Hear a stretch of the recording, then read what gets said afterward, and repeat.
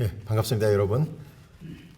제가 부탁받은 것은 세계 교회의 흐름이라는 제목인데요.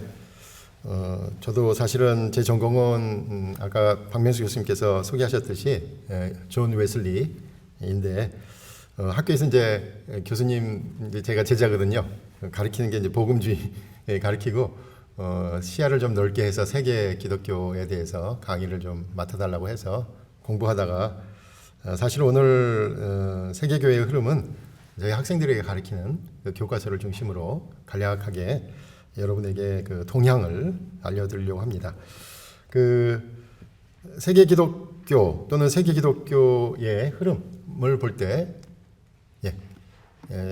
흔히 하는 얘기는 남쪽을 바라보라라는 것입니다. 그래서 지도에서 보시는 것처럼 그 빨갛게 표시되어 있는 남아메리카, 남미, 그리고 아프리카, 그리고 동남아시아, 아시아입니다.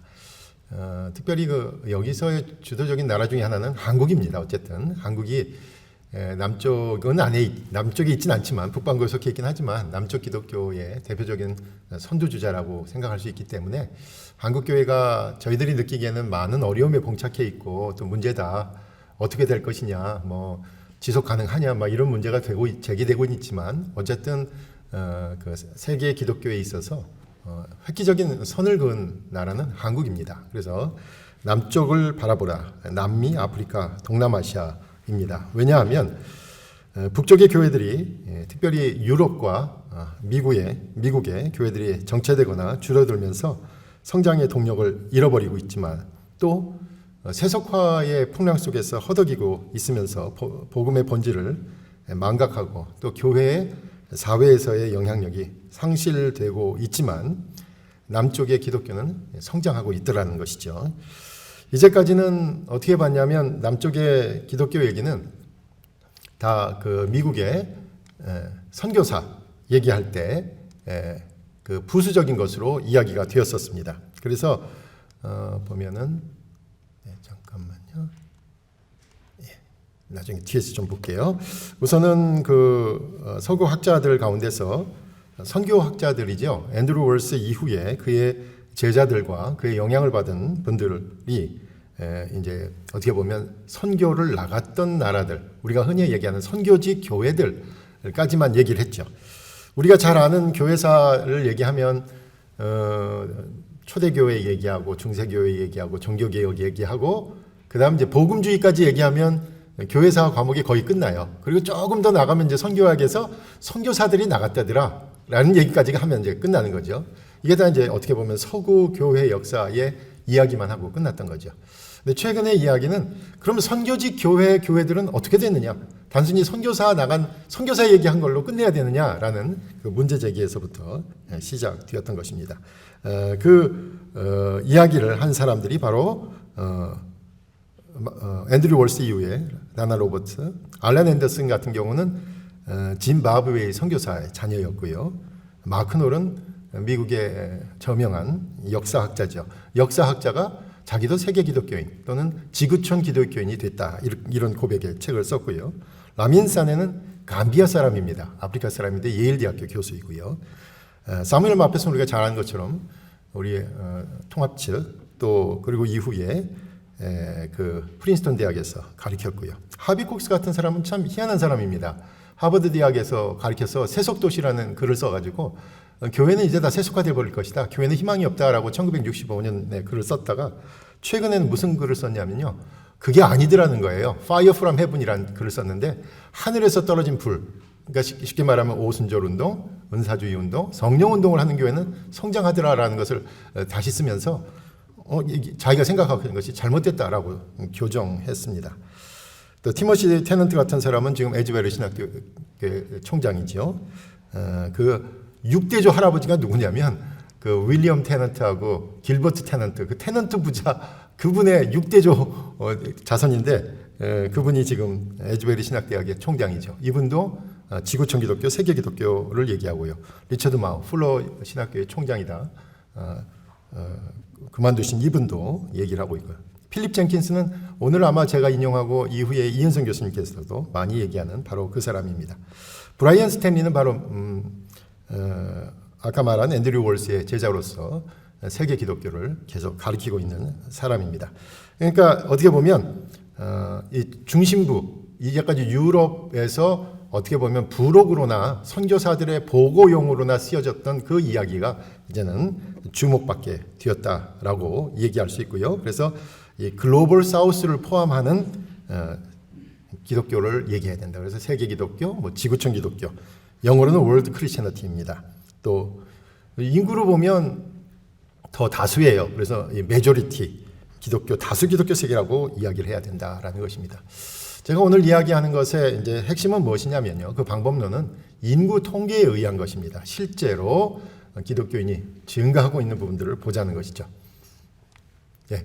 인구 통계표를 여러분 그 9페이지, 10페이지에 보시면 좀 자세히 볼 수 있는데요. 그 PPT로는 잘 안 보입니다만은 1975년부터 2000년, 25년, 50년 이렇게 25년 단위로 인구 통계를 조사해 봤더니 성장하는 나라들이 인도, 그 다음에 3번에 미국이 조금씩 증가하고요. 4번에 인도네시아, 5번에 나이지리아, 6번에 파키스탄. 아까 말씀드린 아프리카, 남미, 아시아의 국가들입니다. 브라질, 방글라데시, 에티오피아, 콩고민주공화국, 필리핀, 멕시코, 베트남, 러시아는 인구가 정체되어 있고요. 이집트, 일본 건너뛰고 이란, 사우디아라비아, 탄자니아, 터키, 수단, 우간다, 독일 건너뛰고요. 예멘, 태국. 이 나라들은 인구가 증가하고 있습니다. 그리고 인구가 증가하니까 젊은 사람들이 많이 있습니다. 의외로 인구가 정체되는 곳들은 노년화 현상이 많이 일어나지요. 그런데 더 주의 깊게 볼 것은 이제 기독교 인구의 분포입니다. 바로 이 인구가 성장하는 지역에서 기독교 인구가 증가하고 있다는 사실입니다. 그 표에서도 보면 미국은 아마 꾸준히 늘 것 같이는 생각이 돼요. 근데 성장하는 교회들은 대개 성령 운동을 하고 보수적인 기독교 단체들이고요. 브라질은 거의 는 것 같지 않죠. 1억 6천에서 1억 9천이 되니까. 그런데 브라질은요, 우리가 잘 아는 것처럼 최고의 카톨릭 국가잖아요. 카톨릭 인구가 제일 많은 데가 브라질입니다. 근데 그 카톨릭 인구가 개신교로 개종하고 있는데, 개신교 개종의 그 비율을 따지면요, 우리가 가톨릭에서 개신교로 개종한다라는 것이 가장 전형적인 그 패턴이 바로 우리가 아는 종교개혁 아니겠습니까? 1517년 이후에 루터의 종교개혁이 결국 가톨릭이 개신교로 개종한 거잖아요. 그 속도보다도 브라질에서는 가톨릭 인구가 개신교로 개종하는 게 더 속도가 빠르다는 거예요. 그러니까 여기 수치에는 같이 잡혀서 거의 증가된 거 아닌 것 같이 안 보이지만 개종되는 개신교 인구가 많다는 것이고요. 멕시코, 필리핀, 나이지리아, 콩고민주공화국, 에티오피아. 그러면 중국은 거의 잡히지 않지만 삼자교회와 또 우리가 말하는 가정교회를 통해서 계속 증가하는 것으로 보여집니다.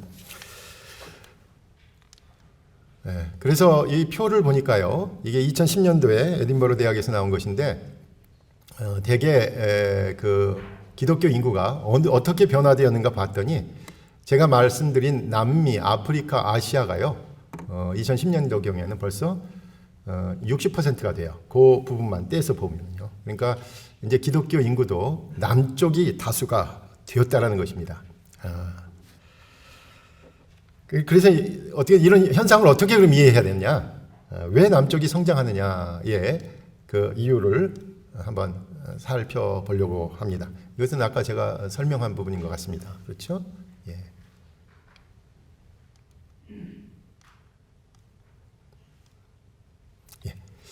남쪽 기독교가 성장하는 원인 가운데서 이제 가장 비판적으로 보시는 분들은 이건 이제 제국주의 산물이다. 결국은 기독교가 제국주의하고 같이 들어가서 군대는 물러나고 정부는 물러났는지 모르지만 문화적으로 침탈하고 있다라는 것이 이제 그 이유다라고 얘기하고 있는데, 그렇지 않은 이유가 4가지 정도 있습니다. 제가 사실 학교에서 학생들에게 시험 문제예요. 모범 답안을 제가 이제 들고 나온 건데요. 학생들에게 기독교가 남쪽에서 성장하고 있는 이유 가운데 이것이 제국주의의 산물이 아니다라는 이유를 대라. 이게 이제 문제니까요. 그래서 제가 한번 정리를 해봤습니다. 첫째로 서구 선교사들의 열정과 헌신의 기초에서 선교지 교회들이 성장 기초가 놓였고 또 성장하고 있다는 것입니다. 첫째 이유는 뭐냐면 경제 성장과 현대화와 함께 교회가 성장하고 있습니다.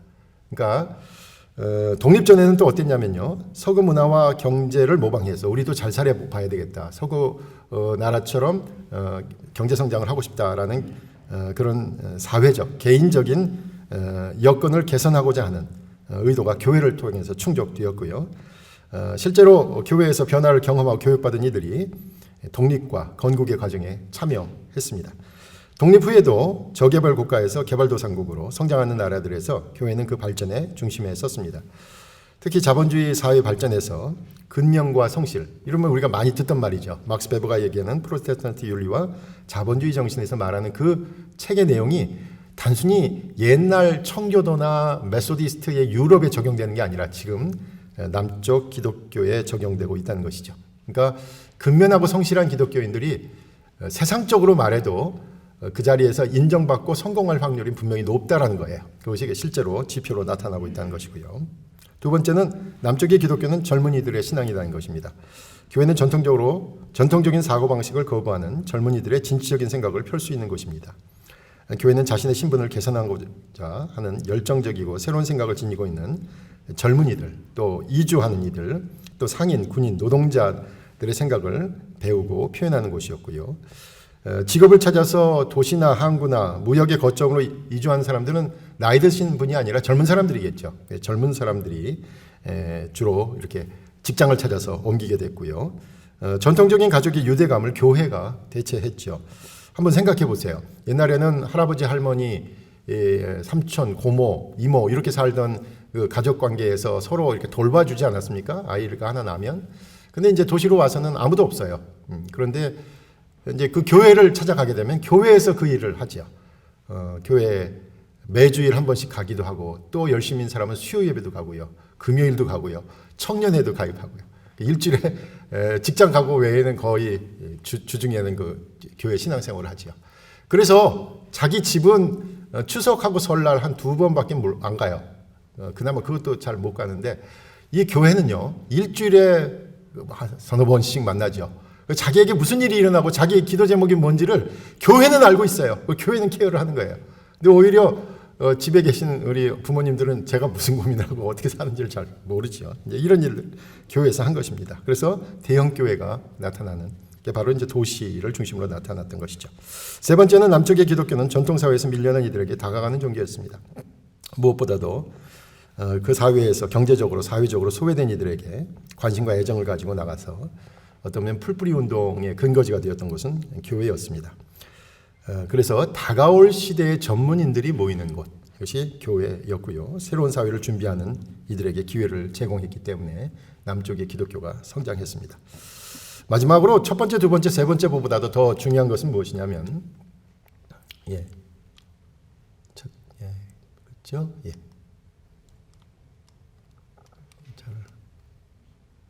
마지막으로.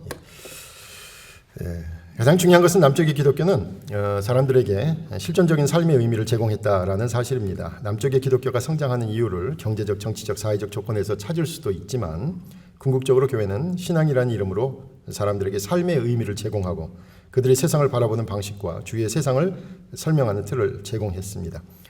그래서 진리로 받아들인 사람들은 때로는 순교적인 신앙으로 자기의 삶을 드러냈고 그런 열정으로 교회가 성장할 수 있었습니다. 그 남쪽의 기독교가 이러한 이유 때문에 이제 성장했다라고 얘기할 수 있는데, 그럼 그 특징들은 무엇이냐? 첫째는 성장하고 있는 교회들의 특징 가운데 하나는 뭐냐면요, 교회가 보수적인 복음주의 교회라는 사실입니다.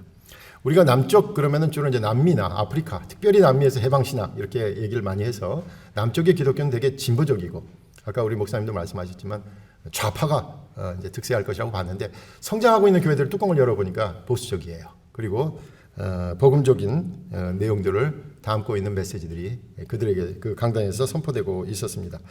특별히 해방신학 그러면 이제 로마 카톨릭에서 이제 많이 이제 주도했지 않았습니까? 남미에서. 그런데 오히려 그 로마 교황청 공식적인 입장은 해방신학을 지지하지 않았죠. 그래서 오히려 남미에서도 교황청의 눈치를 보느라고 보수적인 목소리를 내니까 이 가난한 사람들이 처음에 가톨릭으로 갔다가 나중에는 오히려 복음주의 교회로 옮기더라는 거예요. 가난한 사람들이. 그래서 가톨릭 교회에서도 가난한 사람들을 우리가 모았는데 그 가난한 사람들이 전부 복음주의 교회로 빠져나가더라. 이런 보고도 나오고 있습니다. 또 왜 이 교단들이 복음적이냐 또 보수적이냐 그러면 동성애 또는 줄기세포 문제에 있어서 아주 보수적인 입장을 견지하고 있습니다. 두 번째는 은사운동을 하는 교회들입니다. 성령운동하는 교회들이고요. 특별히 신유, 방언, 예언, 그래서 오순절 계통의 교회들이 주도하고 있고 전통적인 교단에서도 성장하고 있어요. 성장하고 있는 교회들은 성령운동을 하고 뜨거운 교회들입니다. 그러니까 뜨거운 교회들이 성장하고 있다는 건 분명합니다. 세 번째는 좀 독특한 특징인데요. 우리가 교회사에서 보면 서구 교회의 역사는 정교 분리의 역사다. 종교 개혁도 결국은 가톨릭이라는 독점 체제에서 루터란, 그다음에 리폼드 개혁교회 이렇게 떨어져 나오고 이 미국은 완전히 교파 교회가 된 거 아니겠습니까? 이제 정부가 어떤 특정 교단도 지원하지 않는 어떻게 보면 자유 경쟁 상태로 이제 풀어놓은 곳인데 그래서 정교가 분립돼야 된다라는 것이 오히려 서구 기독교에서는 그것이 역사적인 어떤 순리처럼 이야기되었는데 특징적인 건 뭐냐면 남쪽에서 성장하고 있는 교회들을 보니까요 오히려 정치와 밀접하게 관련을 맺고 있다는 거예요. 식민시대에서는 오히려 교회가 독립운동을 하는 데에 기폭제 역할을 했습니다. 아주 정치적인 일에 관여를 했어요. 그러면 이제 해방되고 나서 정교가 분립되느냐? 뭐 서구에서 들어온 기독교는 그렇게 가르쳤죠. 정교 분립돼야 된다고 가르쳤는데 의외로 건국이나 또는 사회 발전 단계에서 이 기독교인들이 정치적인 이슈에 직접적으로 가담을 하더라는 거예요. 그래서 진보적인 진영은 진보 진영적인 대로 정치적인 이슈에 가담을 하고 보수적인 또 교회들은 보수적인 교회대로 정치적인 이슈에 가담을 하더라는 거예요. 그래서 의외로 남쪽의 기독교는 북쪽 기독교와는 다르게 정교가 일치되는 형태의 모습을 많이 나타내더라는 것입니다. 마지막으로 하나 볼 것은 뭐냐면 남쪽의 기독교는 이게 섹터화되고 이렇게 개토화된 게 아니더라는 거예요. 요즘 인구 이동이 너무 자유롭기 때문에 오히려 최근에는 남쪽의 사람들이 서구 기독교, 유럽에 가서 살기도 하고 또 미국에 이민을 가면서 살면서 여러분이 이민교회 한번 떠올려 보세요. 이민교회가 아주 뜨겁지 않습니까? 그 이민교회가 오히려 복음을 받았던 나라의 선교사로 나가서 그 지역을 더 뜨겁게 하는 역할을 하고 있더라는 거예요. 그래서 우리가 아무래도 이 디아스포라 이민 사회에 대한 연구도 아주 중요하다 이렇게 말씀드릴 수 있습니다. 결론 및 제안입니다. 제가 이제 오늘은 제가 뭐 이렇게 뭐 평가를 한 것보다도 그 현상을 어떻게 바라봐야 되느냐 인구 분포라는 어떤 사회 과학적인 틀을 가지고 제시했을 뿐인데요. 첫 번째는 바로 서구 중심의 세계관 또는 기독교 역사, 기독교 신학 이런 것들에서 보면은 이때까지 남쪽을 뭐라고 봤습니까? 제3세계다 또는 원시적인 모습일 거다 이런 이야기를 했는데 이것도 어떻게 보면 서구적인 일방적인 시각이라 폄하해서 보는 거죠. 제3세계란 말 자체가 1세계는 우리 서구, 2세계는 뭐 공산권, 이도저도 안 되는 나머지 3세계 이렇게 한 거 아니겠어요? 이런 표현 자체도 우리가 쓰지 말아야 될 것 같다라고 제안들을 하고요. 또 원시적인 모습이 아니라 상당히 복음적이고 또 어떤 분들은 근본적인 어떤 진리에 충실한 것이다 이렇게까지 얘기하고 있습니다. 그리고 그 나름대로 신학적인 토대들이 있다는 거예요. 그래서 두 번째는 뭐냐면 우리도 자신 있게 우리의 이야기를 해야 한다. 이것이 어떻게 보면 이제 대등하게 기독교, 지구촌 기독교 또는 세계 기독교에 우리가 기여할 수 있는 바다 이렇게 얘기할 수 있습니다. 마지막으로 제가 가지고 온 이 통계는요. 우리가 정교인구 분포 조사를 통계청에서 5단위 2005년, 2015년 5단위니까 10년마다 합니다. 5자가 들어가는 해에는 정교인구 분포 조사를 하는데 2015년도에는 참 재밌는 결과가 나왔어요. 우린 개신교 인구가 줄고 있다 그러는데 늘었어요. 늘었어요. 이걸 그래서 저는 어떻게 해석해야 되는지 참 어렵더라고요. 우선은 이게 우리가 5천만 명에서 1,000만 명에 대한 표본 조사입니다. 그래서 20%만 참여를 한 것에 대해서 가중치를 붙여서 이렇게 이제 해석을 했는데 천주교 불교가 줄었죠. 그 천주교 불교는 이거 너무 오차가 심하다. 전수조사가 아니어서 그렇다라고 이제 주장을 하셔요.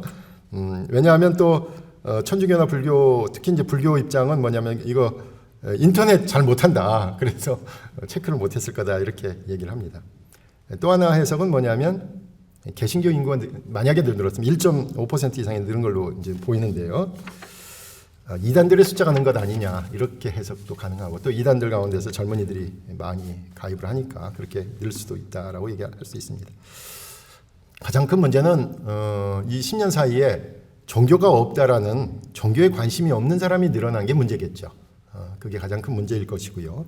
만약에 좀 긍정적으로 해석한다면 이 가난한 성도라는 교회에 나가지 않는 가난한 성도라는 사람들이 어쩌면 센서스 조사에서 나는 기독교인이라고 체크는 했다라는 뜻 아니겠어요? 체크는 했다.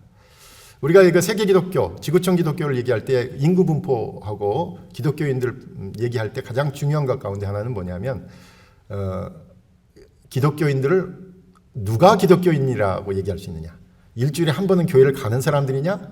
아니면 일주일에 최소한 3번씩 나간 사람이냐? 아니면 소극적으로 하면서 성탄절하고 부활절에는 교회를 나간 사람들이냐? 이게 참 어렵습니다. 기준을 잡기가. 근데 대개는 어디에 기준을 잡냐면 내가 기독교인이라고 체크하는 사람 또는 어쨌든 소극적인 고백을 하는 사람을 기독교인이라고 잡아야 되지 않느냐 이렇게 얘기를 합니다. 그럴 경우에 만약에 이 통계에서 우리가 이 어려운 시절에 긍정적인 표현 하나를 잡을 수 있다면 그 교회에 나가고 있지는 않지만 그들이 물어보면 그래도 나는 기독교인입니다라고 체크하는 사람이 있는 것 아니겠는가. 여기에서 우리가 다시 한번 희망을 가지고 그들을 어떻게 교회로 불러들일지를 고민해야 된다라고 생각합니다. 네, 감사합니다.